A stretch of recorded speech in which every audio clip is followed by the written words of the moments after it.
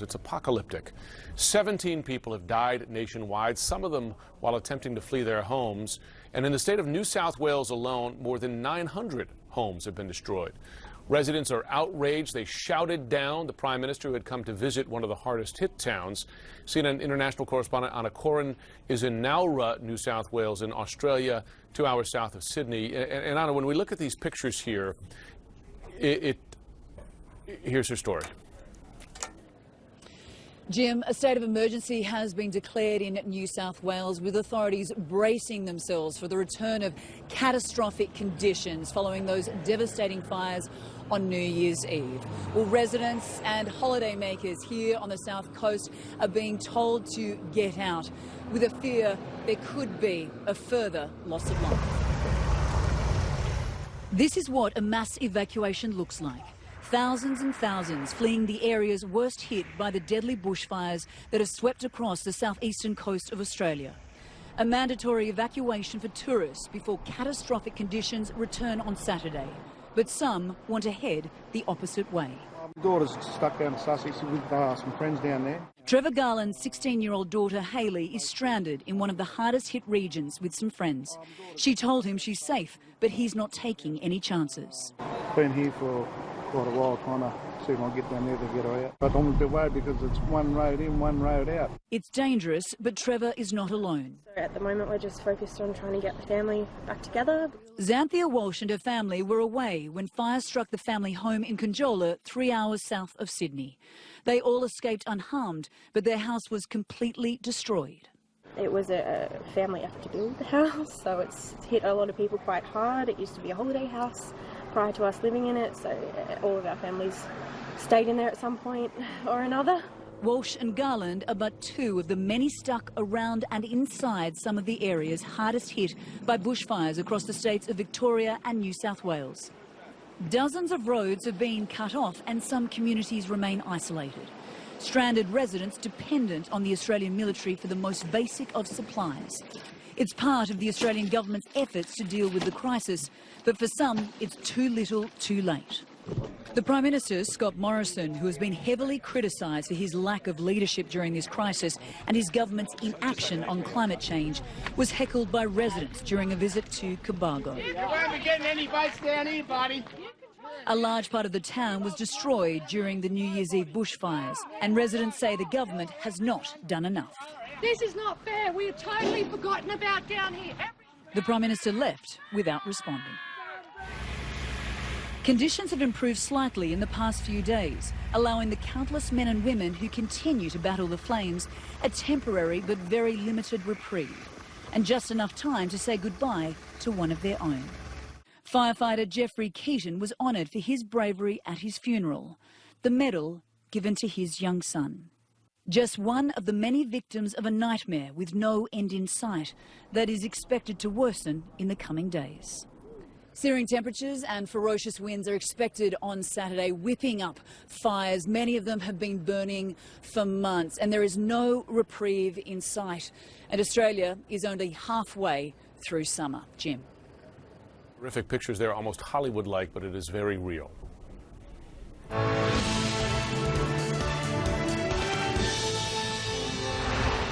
Very good Thursday morning to you. I'm Jim Sciutto in New York. It's an election year. There's a looming impeachment trial and critical foreign policy test. This morning, the top commander in Iran has a message for President Trump. Iran is not looking for a war, but they're not afraid of one either. New pictures showing major damage inside the U.S. Embassy compound after 2 days of attacks by Iranian-backed protesters there. Secretary of State Mike Pompeo is now postponing his trip to Ukraine, one they've been counting on for some time, to focus on growing tensions with Iran. Let's go to CNN's Arwa Damon. She is live on the ground in Baghdad, where she spent a lot of time. Arwa, tell us what the latest is. These protests are over outside the embassy, but they haven't ended in Baghdad, have they? No, they haven't. What they've done is move across the U.S. Embassy on the other side of the Tigris River. Now, Kataib Hezbollah, that is the group that the U.S. targeted in those airstrikes on Sunday, said that they decided, or rather agreed to move from in front of the U.S. Embassy because they, one, felt that their message to America had been delivered, but also because they said that they had an understanding that within a week, Parliament would begin debating, negotiating a bill to do with the U.S. troop presence in Iraq, because they say their ultimate demand, and that is that the Americans leave, that is still very much on the table, not something that they are willing to back down from. And this group in particular is technically part of the Iraqi security forces because, Jim, they're part of what's known as the Popular Mobilization Forces, this paramilitary force that is predominantly made up of a number of different Shia groups who were actually, back in the days of the U.S. Occupation of Iraq, actively fighting the Americans, who are very closely allied, tied to Iran, whether it's because some of them are directly getting their direction from Tehran or because they are getting funding, weapons, and training from the Iranians. But they are part of this group, and this group is meant to be part of the Iraqi security forces. So when the U.S. carried out this attack, the Iraqi government very much felt like it was an attack on its own forces, although the Iraqi government does not necessarily have that much control over them. The Iraqi security forces are now in front of the U.S. Embassy, are now once again manning those checkpoints, but where were they for the last 24 to 48 hours when these protesters were attempting to scale the wall? So this country is still very much caught in between Washington and Tehran, Jim. And does that lead to forcing those troops out of the country? We'll see. We'll be watching the parliament there. Arwa Damon in Baghdad, thanks very much. Joining me now to discuss, Vali Nasser. He's professor for the School of Advanced International Studies at Johns Hopkins University. And Ambassador Robert Ford, he's former U.S. ambassador to both Syria and Algeria. Thanks to both of you, gentlemen. Ambassador Ford, if I could begin with you. You say that the airstrikes by the U.S. over the weekend, which sparked these protests, that the U.S. helped change the narrative on the ground in Iraq. Explain that. Prior to the December 27 confrontations, the focus in Iraq, both in the capital Baghdad as well as provinces in southern Iraq, were protests, large street demonstrations against the Iraqi government, and these protests frequently singled out Iranian influence. There were actually Iraqi protesters, even in Shia holy cities like Najaf and Karbala, specifically criticizing Iran's interference in Iraq.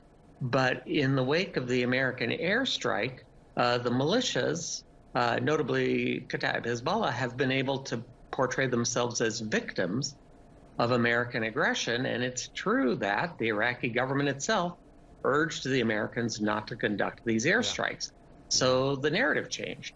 Yeah, well, the narrative and the villain, in effect, changed to some degree. Vali Nasser, let's talk about Iran's position here now, because the Trump administration has attempted to isolate and weaken Iran. But in the midst of that policy, Iran has gotten more aggressive. They shot down $110 million U.S. drone. They've attacked Saudi oil facilities. They've now sparked these protests. And you noted, you tweeted, in fact, that the next escalation in U.S.-Iran tensions will come January 6th when Iran takes another step away from JCPOA. Is the Trump administration's isolation policy failing?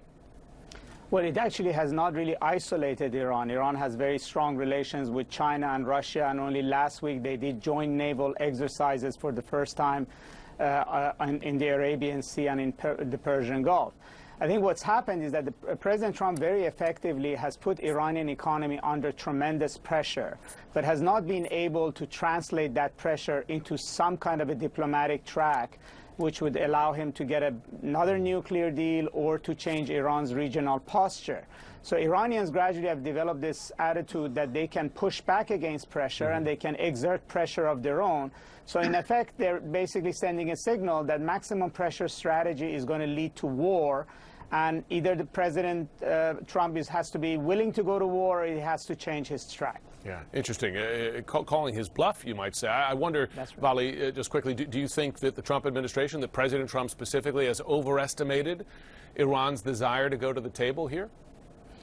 No, I mean, the Iranians are willing to go to the table, but they want to see relief of sanctions relief ahead of going to the table. They came very close to having talks in New York in September, but President Trump was not willing to give anything before the start of the talks, whereas the Iranians wanted some kind of guarantees that if they started talks, they would see some kind of sanctions relief. Ambassador Ford, the Trump administration, the president will often say, America is respected again, feared again. In the region, when you watch the moves of Iran, for instance, not just in Iraq, but also in Syria, Russia, Turkey, etc. I mean, you spend a lot of time in Syria as ambassador there. Do you see America as feared today, or that countries are attempting to take advantage? Well, and I also spent 4 years working in Iraq during the height of the war there. Of course, the American presence in the Middle East is different. I actually think it's better not to have 150,000, 170,000 American soldiers fighting in Iraq. That's not a bad thing. I think that's a good thing that they are not there. The world is changing. The American economy is not as big relative to the rest of the world as it used to be. Other countries are building up their militaries. And so it's time to stop thinking about America as being the sole country that dominates regions like the Middle East. It's time for adroit diplomacy where we work with other countries and other allies to build coalitions, to maintain a balance of power, to contain countries with aggressive intent. If that's Iran, then we would work with allies. And there are plenty of countries that still want to work with the United States. Vali Nasser, to Ambassador Ford's point, though, that is not the Trump administration's approach. Their approach, in effect, is we're strong enough. You know, you're either with us or against us. Damn the alliances, as it were. I mean, is that a mistake going forward? Yes, it is a mistake. I mean, first of all, you can't build alliances unless people know what your policy is and where are they hitching their wagons to. The Trump administration talks tough against Iran, but is not willing to actually enforce its position. At one level, it speaks about regime change in Iran. At another level, it wants to have negotiations with the same regime in order to get another nuclear deal. And in a way, it's not clear to the region what is American policy. I don't think the region is necessarily looking for 150,000 troops. They just want to know what does the United States want and how is it going to follow through with its policy.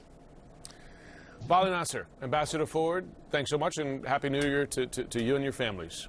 Thank you to you too. Thank you. Same to you. Other news back here at home.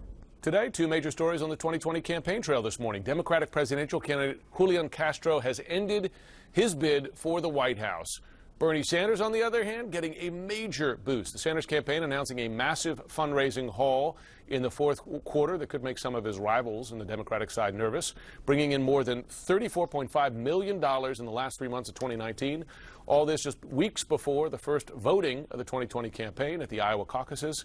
He's not the only one racking up cash. Trump campaign says it brought in $46 million over just the past 3 months. Let's break down the numbers, the effects, what it all means. Joining me now, CNN political commentator Errol Lewis and CNN correspondent Ryan Nobles this morning. Thanks to both of you.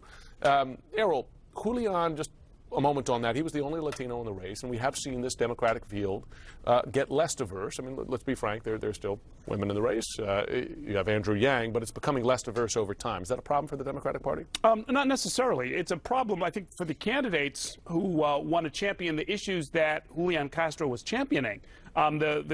The field as a whole, yes, there'll be some blowback. Big parts of the Democratic base like to see some representation. But I think more to the point, Julian Castro, his main issue was immigration. It's an important issue. It is a critical policy question, but it doesn't move the voters the way health care reform, the way climate change does. And so for the other candidates, you look at Julian Castro, you say, look, he staked his campaign on a really important issue, that touches the hearts of a lot of members of the Democratic base, but apparently it's not enough to sort of get you to the level where you can be a serious contender. Right. Okay, so let's talk about Bernie Sanders, Ryan. I mean, he's been counted out before. I mean, for legitimate reasons. He had a serious heart attack a number of weeks ago, but also the concerns that the progressive vote in the Democratic race being split between him and Elizabeth Warren. That's a big number, though, for him. Yeah, and the thing I've been most struck by, Jim, we've always known that he can raise money, and we always knew that there was a base of support that was willing to donate to him, particularly in these small dollar donations. $18 a contribution is what they're averaging. But what's remarkable is how the field of contributors is growing. 300,000 new contributors to the Bernie Sanders campaign who've never donated to him before. So the biggest kind of knock on the Sanders campaign is that he's got a very loyal but not necessarily growing base of support. Well, now you start to see his trend line in the polls starting to go up, and along with it, even more donors contributing to his campaign. That's exactly the place that they want to be heading into the Iowa caucuses. Just a month away and growing. That's exactly the place that you want to be in. No question. Quickly on other candidates, because we shouldn't forget, I mean, Pete Buttigieg, small-town mayor till a couple of days ago, $24.7 million in the quarter. That's enormous.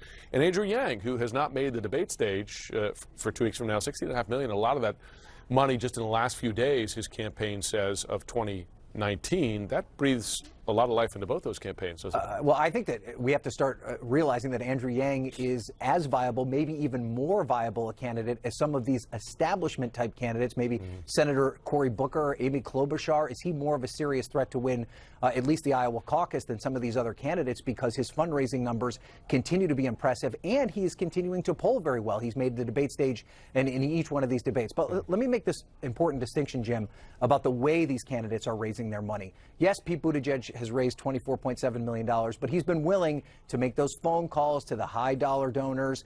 They have bundlers. These are all things that Bernie Sanders isn't doing. I think there's going to become a serious conversation within the Democratic primary going forward. The argument that Pete Buttigieg is making that we can't compete with Donald Trump and the $46 million that he's raised without a primary opponent if we don't take advantage of every legal fundraising mechanism.